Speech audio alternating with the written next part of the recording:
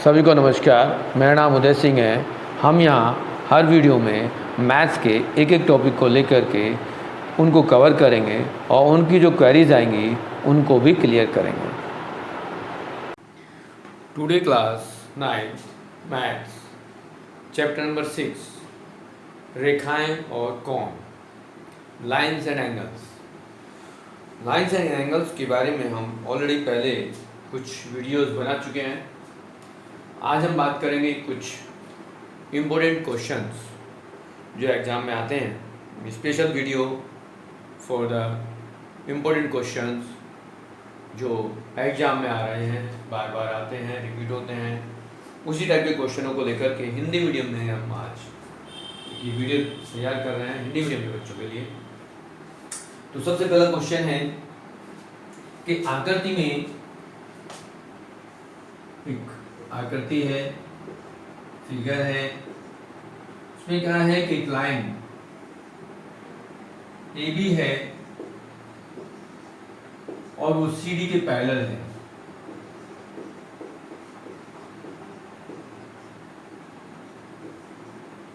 उसमें क्या है कि A B parallel to C D, और एक लाइन दूसरी है जिसको एल मार्क किया है, वो एक तिर्यक रेखा है।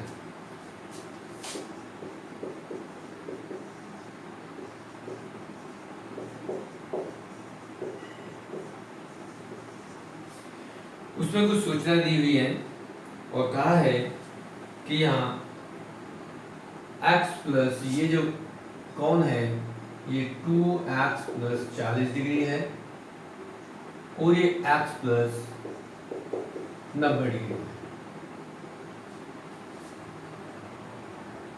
तो कहा है कि x का मान ज्ञात करो। हमारी प्रीवियस नॉलेज के अनुसार, पूर्व जानकारी के अनुसार, जब ये दोनों लाइन समांतर होती हैं और ये तिर्यक होती है तो यहाँ जो कोण बनता है ये जेड से बनाता है।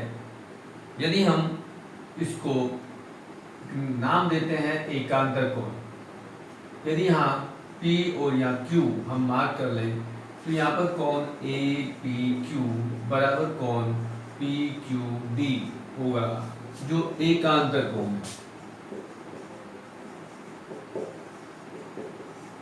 और एकांतर कोण जो होते हैं वो आपस में बराबर होते हैं। यदि हम यहाँ इन दोनों कोणों का मान रख करके इसको हल कर दें तो x का मान निकल जाएगा। तो यहाँ APQ जो है वो 2x प्लस 40 है, तो राइट साइड में हमारे पास ये x प्लस 90 डिग्री है। अब हम इस x को बाएं तरफ लाते हैं तो 2x माइनस x आएगा, ये 90 में से 40 माइनस करेंगे तो ये x बराबर 50 डिग्री आएगा। ये एमसीक्यू क्वेश्चन है, बट एमसीक्यू क्वेश्चन सॉल्व तो हमें करने ही पड़ते हैं, इसलिए इसको लिखा है। फिर एक क्वेश्चन है, यदि एक तिर्यक रेखा दो रेखाओं को इस प्रकार प्रक्षेप करती है कि एकांतर अंतःकोण का एक युग्म बराबर हो तो वो रेखाएं आपस में समांतर होती हैं। फिल इन द ब्लैंक था। अब इसी क्वेश्चन को डिस्कस करते हुए देखते हैं। उसने कहा कि ये ए बी सी डी के समांतर है तो ये एकांतर कोण बराबर है। उसने कहा यदि एकांतर कोण बराबर हैं तो क्या इन दो लाइनों में, रेखाओं में कोई संबंध है? यस, वो समांतर होती है। तो दूसरे क्वेश्चन का आंसर ऐसे एकांतर कोण यदि बराबर हैं तो ये दोनों रेखाएं समांतर होती हैं। तीसरा क्वेश्चन है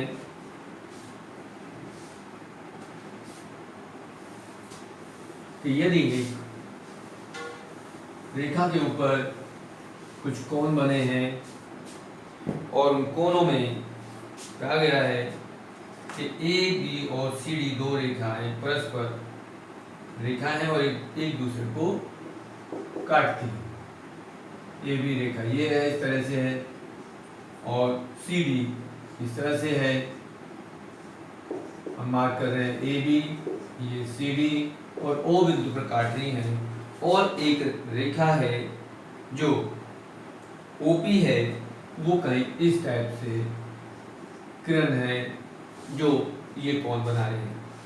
और इनमें कहा है कि ये कोण 40 डिग्री है, ये कोण x प्लस 5 डिग्री है, और ये तीसरा कोण 3x प्लस 7 है, 3x प्लस 7 है। उसने कहा है कि कोण AOD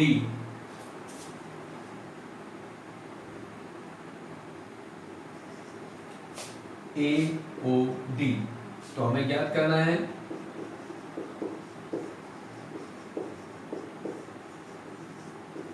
कोण AOD मतलब ये कोण हमें पता करना है।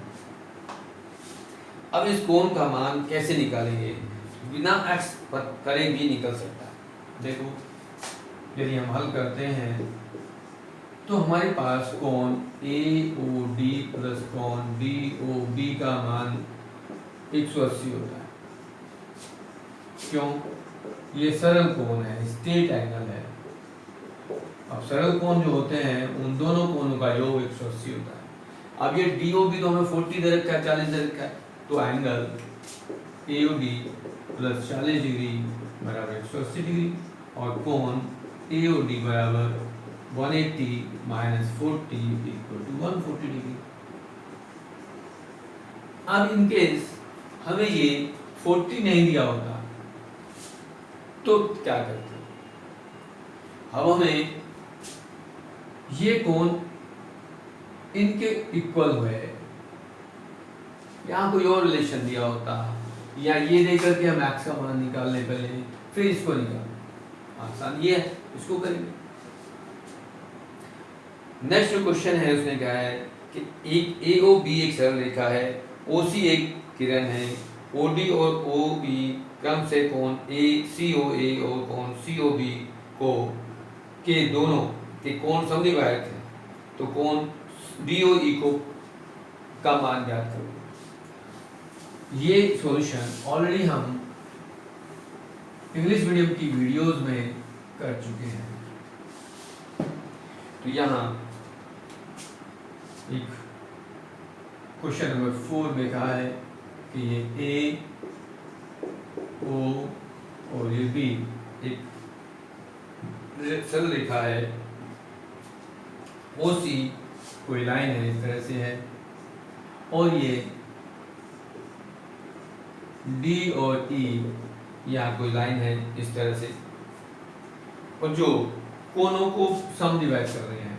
इसको ये बराबर काट रही है तो इसको हम मार्क कर दें x, ये इसको काट रही है तो ये y है तो ये भी y होगा। तो उसने कहा है कि ये OD AOC को समद्विभाजित कर रहा है, या COA कह दें, COA कह दें, तो ये OD बाइसेक्ट कर रहा है, समद्विभाजित कर रहा है, और BOC को कह दें तो वो OE उसको समद्विभाजित कर रहा है।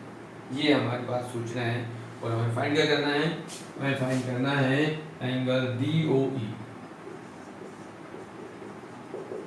ये फाइंड करना है, मतलब ये फाइंड करना है। अब ये देखेंगे कि हमारे पास कोण AOC प्लस कोण BOC का मान क्या होता है। हमने दो कोण लिए, जो सबसे पहले C इस सरल कोण को बाइसेक्ट कर रहे थे, तो यहाँ हम लिख देंगे सरल कोण है, और सरल कोण उनका योग जो होता है वो 180 डिग्री होता है। अब हमारे पास ये AOC जो है वो y प्लस वाई के बराबर है, तो यहाँ लिख देंगे y प्लस वाई, और ये BOC x प्लस एक्स के इक्वल है,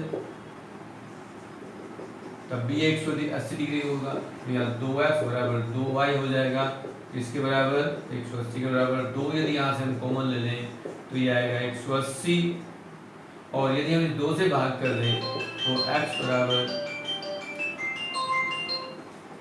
180 अपॉन 2 करेंगे तो ये 90 x प्लस वाई, ये x प्लस वाई है, तो देयरफॉर x DO E बराबर हमारे पास हो जाएगा 90 डिग्री, क्योंकि ये x प्लस वाई जो है ऑलरेडी DOE के बराबर है।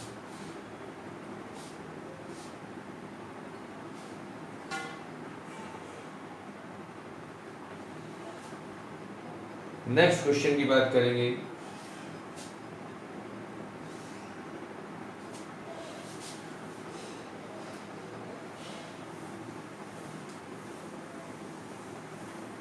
नेक्स्ट क्वेश्चन में फिर कहा है कि हमारे पास कोई एक त्रिभुज है, एक त्रिभुज का एक वैश्य कोण 80 डिग्री का है।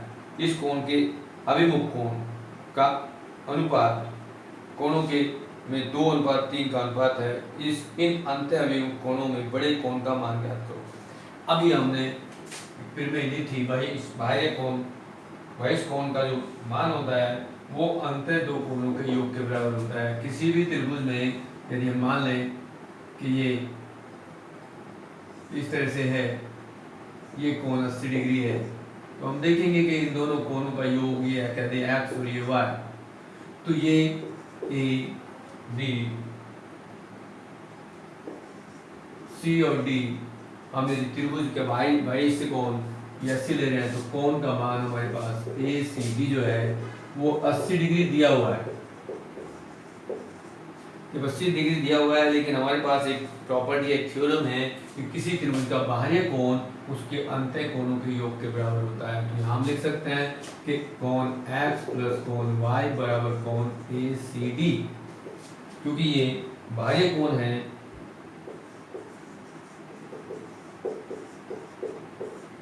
जो बाह्य कोण होते हैं तो उनका मान अंतर दो कोणों के योग के बराबर होता है। लेकिन हमें एक और सूचना दे रखी है कि x अनुपात y जो है, दो कोणों का जो अनुपात है वो हमें दे रखा है 2 और 3 का अनुपात है। तो हम यहाँ लिख सकते हैं कि x और y का अनुपात जो होगा, x अनुपात y बराबर 3:2 या 2:3 कुछ भी हो सकता है, क्योंकि सम्मुख कोण है। बड़ा कोण देखना है, बड़ा कोण कौन सा है, तो यहाँ हम देखेंगे x बड़ा है या y बड़ा है, तो ये सेकेंडरी बात है। बट यहाँ कोणों का जो रेशियो दे रखा है, हम कहते हैं एक कोण और दो कोण कह देते हैं, उनका रेशियो 3:2। एंगल 1 और एंगल 2 का जो रेशियो है वो 3:2 है। अब यहाँ x और y हम अपनी तरफ से कंसिडर कर रहे हैं कि ये x मान लें, इसको y मान लें। ओके, तो यहाँ हम देखेंगे कि एक मान कि यहाँ पर हमारे पास x का मान क्या है। यदि हम x को ये मान लें कि ये 3x है, ये 3a कह दें, यदि अनुपात मानेंगे 3a प्लस 2a बराबर ACD 80 डिग्री है, तो यहाँ लिखेंगे 5a बराबर 80 डिग्री और a का मान आ जाएगा 80/5 बराबर 16। तो a का मान आ गया 16 डिग्री, तो यहाँ x का मान जो होगा वो 16 गुना 3 बराबर 48 डिग्री हो जाएगा। और b y की बात करेंगे तो एक हमारे पास 16 गुना 2 बराबर 32 डिग्री। तो बड़ा जो कोण होगा वो 48 डिग्री का होगा और छोटा जो है वो 32 डिग्री का होगा।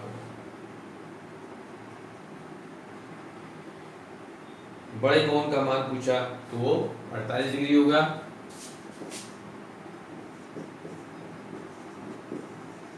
बड़ा कोण 48 डिग्री का होगा।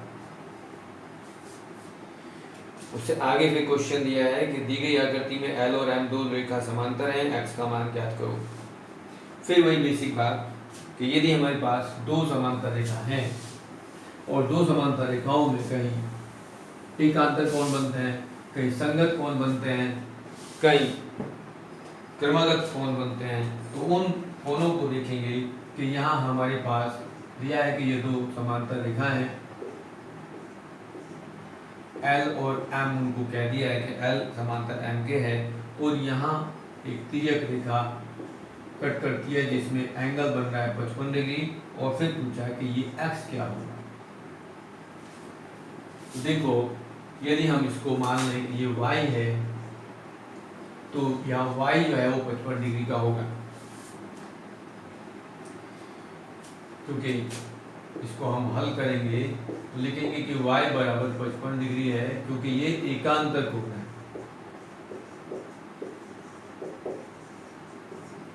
ये तभी है जब यहाँ हमें दिया जाएगा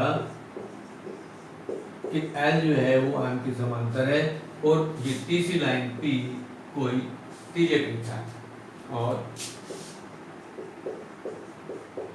P एक तिर्यक रेखा है। अब तिर्यक रेखा जो होगी वो कहीं दो समांतर रेखाओं को कट करेगी, तो कहीं एकांतर कोण बनेंगे, कोई संगत कोण बनेंगे, कोई सरल कोण बनेंगे। तो वहाँ हमने लिया कि y को यहाँ मार्क किया कि y है तो ये 55 डिग्री के बराबर है, क्योंकि ये संगत कोण है, सॉरी एकांतर नहीं, ये संगत कोण है।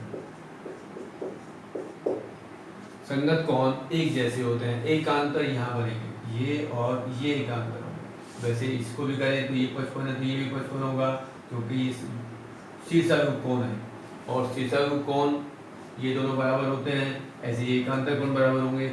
अब यहाँ x और y का मान देखेंगे, तो यहाँ हम देखेंगे क्योंकि x प्लस y का मान क्या होगा, वो 180 डिग्री होगा। क्यों होगा, क्योंकि ये सरल कोण है। सरल कोण में हमें मालूम है कि दो कोणों का योग 180 होता है, तो यहाँ हमने y का मान निकाल लिया, तो उसको हम y को रख देंगे, यहाँ दोनों का योग 180 में से 55 को माइनस कर दे तो क्या होगा, 125 होगा, और ये आंसर x का मान 125 डिग्री हो जाएगा। एक सही आकृति में दर्शाई ये कि X Y is parallel to E F. आकृति एनसीईआरटी की तरह क्वेश्चन है।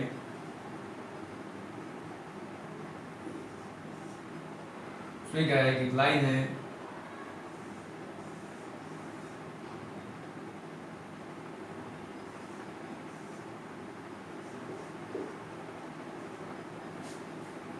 और ये कहा है कि यहाँ जो एंगल है उसकी वैल्यू 66 डिग्री है, यहाँ एंगल है वो 36 डिग्री है, यहाँ पर 30 डिग्री है, और ये 100 डिग्री है, 150। तो कहा है कि ये एक्स वाई है, ये आर, ये एस, ये ई और ये एफ। ये सब कुछ दिया हुआ है, बट सिद्ध क्या करना है, प्रूफ क्या करना है, टू प्रूव करना है कि X Y is parallel to E F. ये प्रूफ करना है। दिए गए इंफॉर्मेशन को तो हम पढ़ चुके हैं, उसको लिख सकते हैं कि यहाँ ये वैल्यूज क्या है।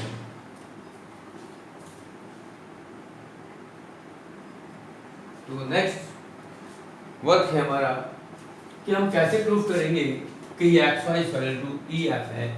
यदि हम ये मान लेंगे एकांतर कोण, ये सिद्ध कर देंगे एकांतर कोण बराबर है, तो लाइन समांतर हो जाएगी, या संगत कोण एक इक्वल हो जाए तो समांतर हो जाएंगे, या क्रमागत कोणों का योग 180 हो जाए तो ये समांतर हो जाएंगे।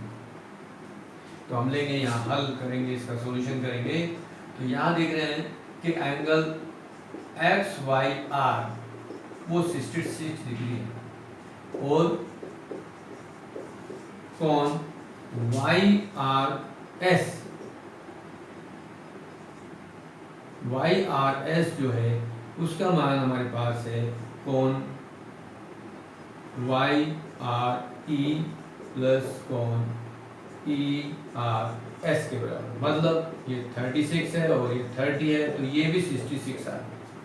मतलब क्या हुआ, ये कोण एकांतर हो गया। अब इसको कहेंगे कि जो एकांतर कोण है।